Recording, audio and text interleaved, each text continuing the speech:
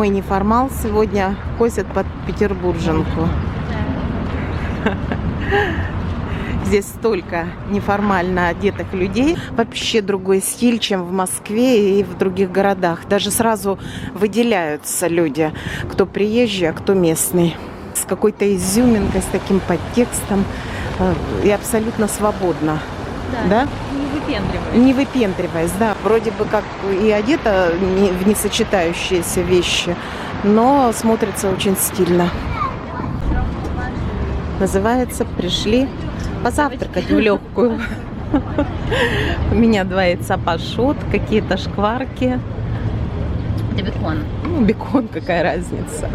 Рукола. Что тут еще? Свекла Свек, да, и какой-то еще мусс чесночный. По-моему, Маша шакшука с колбасками, да? Да. Яблочные оладья, а у меня сырнички. И обалденный кофе. Да. Сидим. Малая морская 5, по-моему, да? Да. В этом доме Галина Уланова жила, потом Чайковский. Да, Чайковский. Имейте в виду, это кафе специализируется именно на завтраках. Да, тут cake and breakfast называется. Как называется? Cake and breakfast. Да, это Маша. Тортики и пирог. Маша меня привела. Так что приятного всем аппетита и нам хорошего завтрака. Питерское метро. Едем в сторону Шушар, на Пушкинскую, на Витебский вокзал. И поедем в Царское Село. Видите, какой вокзал красивый. Лестница. Ага. Старинный вокзал. Видите, какой интересный. А часы какие, посмотри.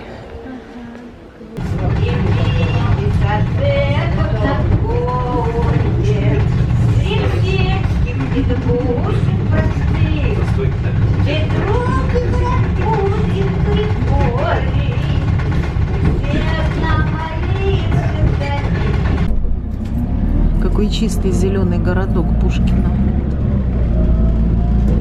Невысокие дома, до сталинской и постсталинской постройки. Очень много зелени. Красивый городок. Сколько мы ехали? 3 остановки или 4? А могли бы ехать на самокатах. Так, 4 остановки от вокзала. И мы уже возле Екатерининского дворца, возле парка. Кассы здесь. Маршрут 1, маршрут 2, маршрут 3. Купили мы билеты по времени. Каждая группа по времени. Вот 15:45, 16:20. То есть набирают определенное количество народа. К определенному времени подходите ко дворцу и проходит экскурсия по дворцу с заходом в янтарную комнату. Мама ловит солнечные ванны. Как вам на солнышке, девушка? Я на солнышке лежу и на солнышко гляжу. Лежу и на солнышко гляжу. В Петергофе мы были с дочерью, а здесь, в Царском Селе, я была очень давно. Были вместе с мамочкой. Она мне показывала свою родину. Екатерининский дворец, свою родину. Я имею в виду Санкт-Петербург, Ленинград. Знаю, обязательно в архивном бюро Санкт-Петербурга я сделала туда запрос о своих предках по маминой линии. И когда уже будет у меня полная ясность, Сейчас модно говорить, нужно закрыть гештальт. Обязательно расскажу эту историю. Она просто готовый сценарий для фильма о жизни своей бабушки. Но пока это все семейная история, семейная легенда. Ну, не легенда, просто без подтверждения фактов. Да, без подтверждения фактов. А вот как только у меня появятся факты, так и обязательно расскажу. Очень интересно восстановить полностью свое генеалогическое древо. Подходим к большому залу, оформленному в стиле барокко, что значит пышный, вычурный, безумно красивый. Это главное творение Франческо Растрелли. Он считал, что лучше этого зала он ничего не создал в своей жизни, но и понятно, что уже не создаст. Они стали неотъемлемой частью этого стиля. И, конечно же, архитектор Растрелли, оформляя дворец, каждый зал такой здесь ставил. Но ты еще сколько? По прямому назначению.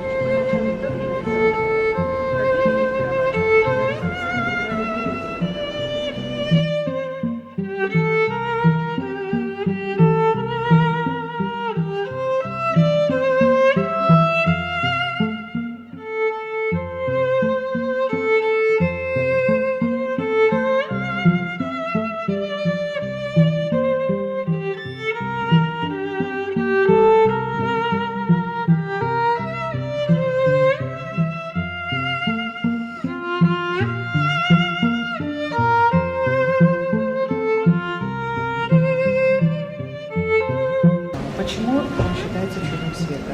Нет такого больше нигде во всем мире, чтобы стены целого зала были облицованы янтарем.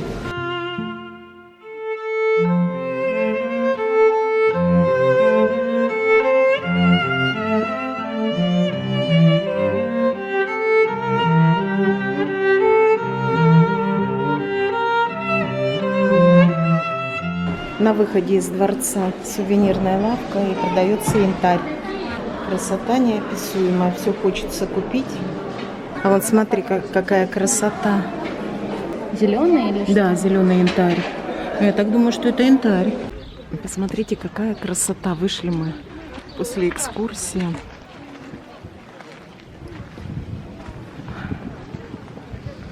Ой, как пахнет. Да, теперь неудивительно, почему такая сумасшедшая поэзия у Александра Сергеевича Пушкина. Если здесь вырасти. А вон, смотри, какой дуб. На дубе том и кот ученый.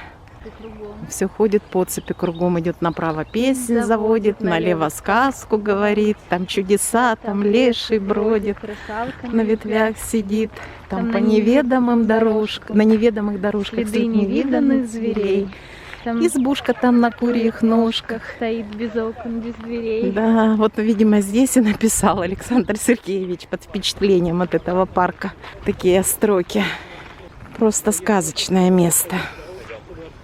Смотрите, какая живность живет во дворце. Обитатели Вуть-вуть-вуть-вуть-вуть. Вуть-вуть-вуть. Давай возьмем. Ага.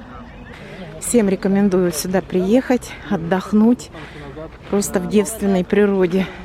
Посетить самые знаменитые места нашей страны. Такое кафе красивое с крокусами. Фонтанчик. Сейчас здесь кофе выпьем. Да. Ты ж не будешь меня щипать? Не будешь меня? Нет? Ну, спасибо. Такой симпатичный городок. Просто влюбились в него. Спокойный, зеленый. Малоэтажный, но во всяком случае центр. Очень красиво здесь. Дворик симпатичный. Все в зелени, в сирене. Вон какие балкончики. Прям ходим и восхищаемся с дочерью. До свидания, Пушкин. Я думаю, что мы обязательно сюда еще приедем. Красивый городок. Вы знаете, перенеслась в СССР. Все очень любезные, улыбчивые. Город очень зеленый. Так что приезжайте в Пушкин. И желательно даже своим ходом, без экскурсий, чтобы окунуться в эту атмосферу. Обратили внимание с дочерью, что очень морозоустойчивые петербуржцы. На улице сколько? 16 градусов? 17-16. Они все ходят как на пляже, в шортах, с открытыми плечами, в босоножках. Нам вот в жилетках как-то комфортно, да? Мы зашли ужинать в ресторан. Как называется? Общество чистых тарелок, да. Я заказала себе куриный бульон. Его приносят в кружке. С блинчиком с мясом. Маша грибной суп из белых грибов. Ленинградский. Да, ленинградский какой-то с перловкой, с белыми грибами. Чай и коктейль. И сейчас сезон корюшки. Заказали еще корюшку жареную. Покажи мне эту менюшку. Она только весной. Знаменитая питерская корюшка. Сезонное блюдо Петербурга. Пахнет обалденно. Дается она с соусом. Поужинали мы в ресторане «Общество чистых тарелок». Ресторан сам выглядит внутри неплохо. Очень вкусное блюдо, но концепция мне не понравилась. Заунывная какая-то музыка. Обслуживание очень медленное. Надо обязательно звать официанта. Можно зайти с хорошим настроением, и оно там чуть-чуть угаснет. Но кухня сама понравилась очень. Идем смотреть развод мостов. Проехать, посмотреть развод мостов.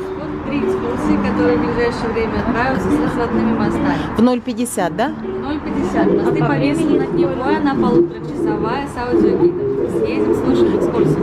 Круиз «Ночной саксофон», 2-часовая экскурсия с саксофонистом на борту. И ночной круиз-концерт, там кавер-группа играет хиты последних 20 лет, 2,5 часа продолжится. А какая самая покороче? Мосты повеслены над Невой, А это только по Неве, да? по маршруту смотрели всех наших встречал, следуем по парадной до Большого Минского моста и обратно. То есть смотрим 4 разводных моста: Дворцовый, Троицкий, Литейный и Большой. А мы увидим, как они разводятся? Они прям будут разводить. А почему в 0,50 они не вновь разводятся? Вот график развода мостов. Первый мост Дворцовый в час 10 разводится, далее Троицкий, Литейный и Большой. Просто вчера они в ноль разводились, это из-за того, что день... Да, день города, да. Ну давайте на этот возьмем, да? 1,5 часа. Ну да. Сколько экскурсионных лодочек. Но мы взяли корабль немножко побольше, он дороже буквально на 400 рублей. Но зато он с теплым помещением, во-первых, а во-вторых, почти на час дольше. Путешествие по водным просторам, великолепные виды и интересные впечатления.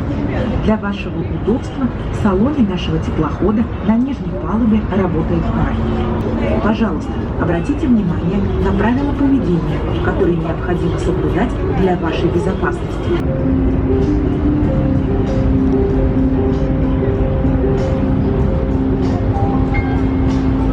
Первая российская обсерватория, сейчас там Кунсткамера и Васильевский остров по направлению объектива. Это Зимний дворец. Он был официальной резиденцией императорской семьи с момента постройки в середине 18 столетия и до начала 20 века. Его заказала для себя дочь Петра I, императрица Елизавета. Начали разводить мост Большой Дворцовый. Видите, фонари как разъезжаются. Теплоход качает немножко. На перегонки с нами, видите, сколько судов спешат к разведению второго моста. Дворцовой набережной. Она протянулась вдоль реки от бывшей главной императорской резиденции Зимнего дворца до Троицкого моста. Здесь жила высшая знать Российской империи, родственники царской семьи, самые богатые и влиятельные люди в государстве. Петропавловская крепость.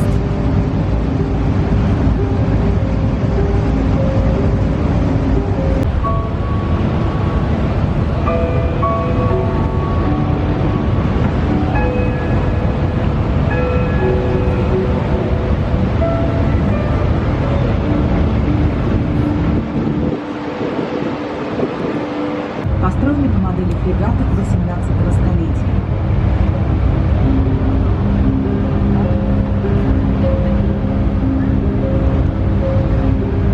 Чтобы соорудить каменные опоры моста, в зыбком грунте на большой глубине использовали кессонную технологию.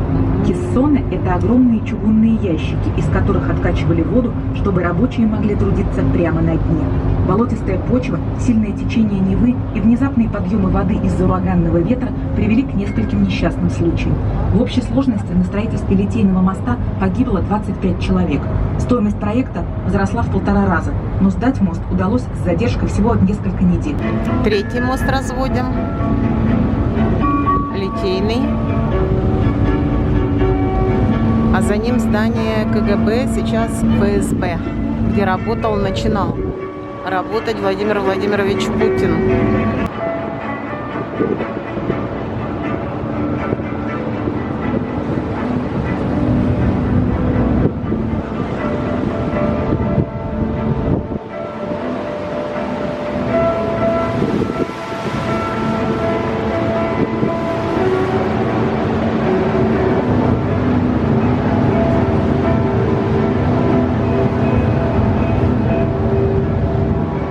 Белые ночи Питера. Знаменитые кресты. Тюрьма. Построили в конце 19 века для уголовных преступников. Но совсем скоро содержать здесь стали в основном политических заключенных. До 1917 года узниками были противники царского режима. А после Октябрьской революции в камерах оказались бывшие министры Временного правительства и те, кто противился новой власти. Смольный собор. Об этом напоминают многие топонимы, названия рек, островов островов и других географических объектов.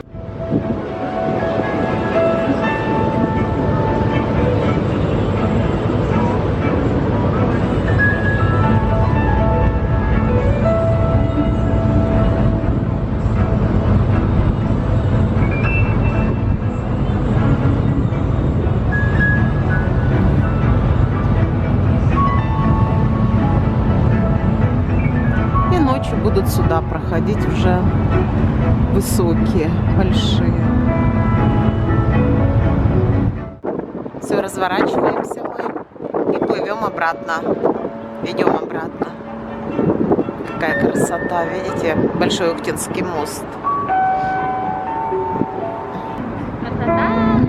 Красота, лепота просто, да.